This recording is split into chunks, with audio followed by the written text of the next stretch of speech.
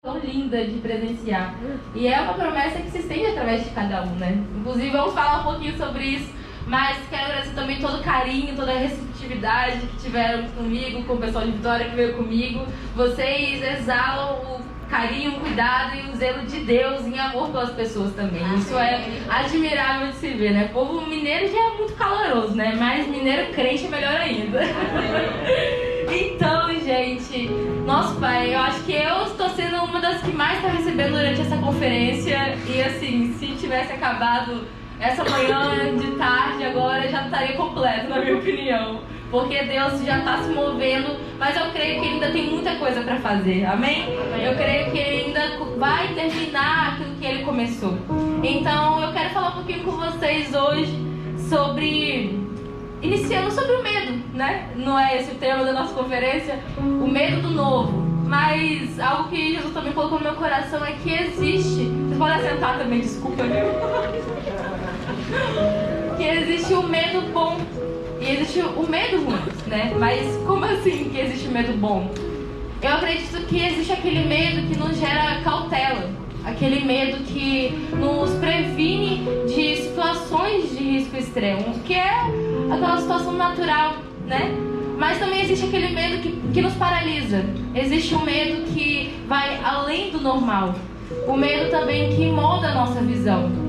Quando a gente está meio a uma situação, às vezes, muito esperada por nós, mas às vezes foi algo que você orou tanto para viver, algo que você esperou tanto para acontecer, mas se acontece alguma situação onde Deus te leva a viver um desafio antes dessa recompensa, às vezes a gente corre o risco desse medo nos tomar da graça de enxergar o privilégio que a gente está recebendo. E alguns exemplos que eu gosto de citar é sobre Raquel, esposa de Jacó. A gente conhece um pouco da história de Raquel, aquela mulher que foi tão intensa a dizer ao pai: Senhor, dá-me filho, senão eu morro. Aquela mulher que era estéril e Deus deu a ela o privilégio de gerar 2 filhos. Mas quando a gente olha para o final da história de Raquel, a gente vê ali uma trajetória de medo. A gente vê ali uma situação onde Deus estava dando para ela um milagre, mas ela não conseguia enxergar essa bênção por causa do medo que ela sentiu. Isso está em Gênesis 35, 16 ao 18.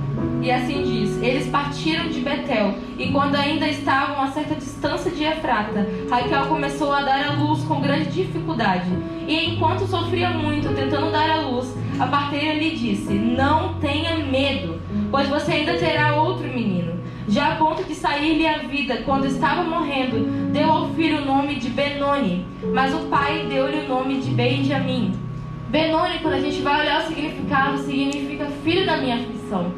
E ali naquele momento a gente vê que literalmente aquele filho que ela estava gerando foi o fruto da sua maior aflição que levou ela à morte. Só que aquele momento, ao mesmo tempo que estava a matando, que estava gerando muita dor, muito medo, era também cumprimento de uma promessa, era cumprimento de algo que ela lutou tanto, pediu tanto para ter. Disse: Deus, dá-me filho, senão eu morro. E ela desejou tanto aquilo, mas no momento que aquilo chegou, o medo fez ela não conseguir enxergar o privilégio que era aquilo.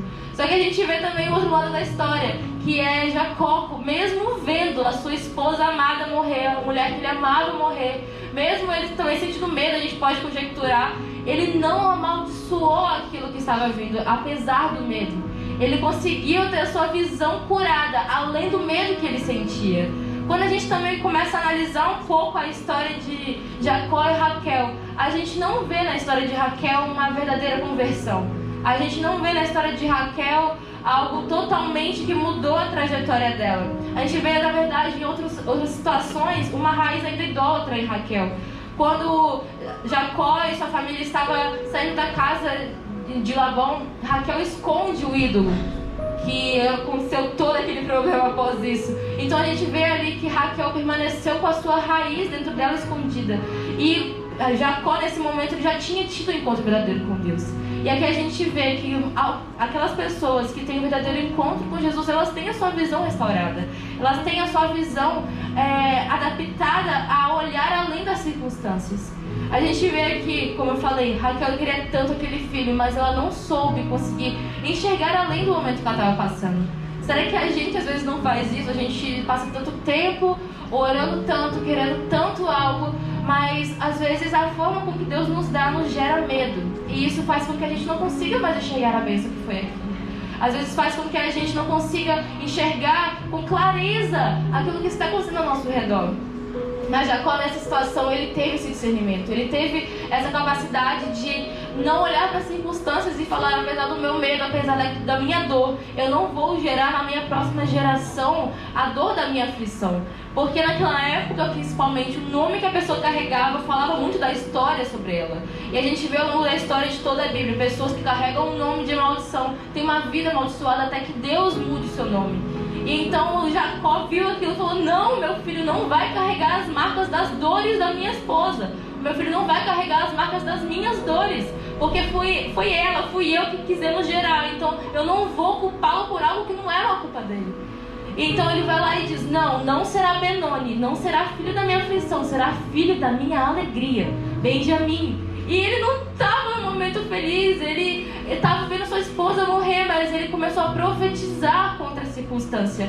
Ele começou a profetizar contra o medo que ele estava sentindo, contra a dor que ele estava sentindo.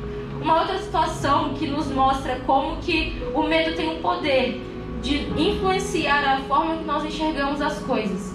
E como eu disse anteriormente, existe sim um medo natural. Existe um medo até que, em certo ponto, é de uma forma saudável, que nos previne de algumas situações. Mas existe um medo em excesso que o inimigo tira proveito para te arrancar do propósito de Deus para a sua vida.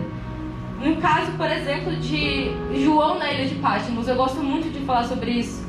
Porque, não vou ler o texto, mas para contextualizar, João foi exilado e foi mandado para a ilha de Patmos para morrer. E hoje, se você olhar no Google, se você olhar no mapa, a ilha de Patmos ainda hoje é totalmente coberta por mar em volta dela. Não existe nada em volta daquela ilha. Essa ilha ainda existe hoje, não existe nenhum lugar onde você possa escapar daquela ilha. É tudo coberto pelo mar. E a gente conhece um pouco de João, né? João era aquele discípulo do amor, discípulo amado, que deitava no peito de Jesus, que gostava de contato, de afeto, de estar com pessoas. Isso fazia parte do temperamento de João, a gente pode analisar isso. Então, imagina você pegar uma pessoa que é super carinhosa, acho que todo mundo aqui conhece alguém assim, que é super afetuosa, que gosta de carinho, de estar perto das pessoas, e você isolar essa pessoa, tipo na pandemia, gente. Nossa, pai, quem é esse tipo de pessoa que gosta de estar em contato com pessoas sofreu mais que o normal, tenho certeza. Então, se você imagina você estar sozinho para morrer em um lugar onde tudo que você enxerga é mar à sua volta. E então, quando depois João tem a visão da Nova Jerusalém, quando ele tem a visão da Terra Prometida, a primeira coisa que ele diz: eis que se passaram terras e céus e o mar já não existe mais. Gente, ele estava vendo a Terra Prometida, mas a primeira coisa que ele reparou era o mar. A primeira coisa que ele falou que não existia lá era o mar. Ele não falou o que tinha, falou que já não tinha mais. Então isso nos mostra como que o inimigo tira proveito daquela circunstância para moldar a nossa visão. Depois João começa a citar tudo aquilo que ele viu na Terra Prometida, mas o foco dele principal foi naquilo que primeiro estava causando medo e dor na vida dele naquele momento, que era o mar que estava o isolando de tudo e de todos. Então a gente vê como que às vezes as circunstâncias, de uma forma mais séria ou não até, mas na maioria das vezes decisivas, podem mudar a forma que a gente vê as coisas. Porque a forma que a gente vê, assim nós nos tornamos e assim nós fazemos potencializar aquilo que está ao nosso redor. Seja algo bom ou ruim. Às vezes tem gente que se alegra com algo tão pouco, então aquilo se potencializou a visão daquela pessoa. Mas tem gente que está passando por um problema tão pequeno, mas a sua visão sobre aquilo faz aquilo expandir. Então a visão determina muita coisa. E aquilo que nós vemos revela mais sobre quem nós somos e o que nós sentimos sobre o que de fato está acontecendo. Então o medo é algo que tenta sim paralisar essa área da nossa vida. Porque o inimigo sabe e Deus também sabe que nós chegamos até onde nossa visão alcança. Por isso que nós precisamos tanto ter a visão celestial de Deus sobre nós. Nós não podemos ter essa visão natural, visão humana, que diz que as circunstâncias determinam o resultado, aquilo que nós vamos chegar, aquilo que nós vamos ser ou fazer. Às vezes tem pessoas que pensam: não, mas a minha realidade não é favorável para mim. Só que a gente tem que entender que a nossa visão não é baseada na forma natural que a gente vive. É baseada naquilo que Deus já falou sobre nós, naquilo que Deus já profetizou sobre nós. Então eu quero também apresentar para vocês 3 áreas que o medo tenta nos paralisar. Primeiro, vocês podem repetir comigo? Novo geracional. Novo geracional. O novo territorial. E o novo espiritual. A revelação do meu chamado vai me levar a um novo nível desses 3 aspectos: geracional, territorial e espiritual. Mas como assim? Eu inclusive queria mostrar para vocês um vídeo, mas eu não consegui passar por conta do sinal aqui. Mas lá em Vitória nós temos um projeto chamado Metanoia, que é um projeto de evangelismo. E vou falar bem brevemente como tudo aconteceu, mas esse projeto foi algo desenvolvido justamente quando Deus estava em uma estação falando comigo fortemente sobre o legado da nossa igreja, sobre a preocupação com as novas gerações, a preocupação com o zelo por aquilo que nós já vivemos. E então, junto a isso veio aquele senso de urgência. Eita, só chuva? E junto com isso veio aquele senso de urgência sobre o evangelismo e a grande última colheita antes da vinda de Jesus. E então nós começamos a pensar: o que é que marca a história da nossa igreja? É o evangelismo. O que é que marca a raiz da nossa igreja? São os milagres, são as maravilhas, é o ID. E assim, eu particularmente estava ficando apavorada de ver uma geração que chegava na nossa igreja, não só na nossa igreja, mas uma geração no todo, que é tão distante daqueles que começaram a pregação do evangelho, não só no Brasil, mas no mundo também. Porque hoje em dia a gente se preocupa mais só com o futuro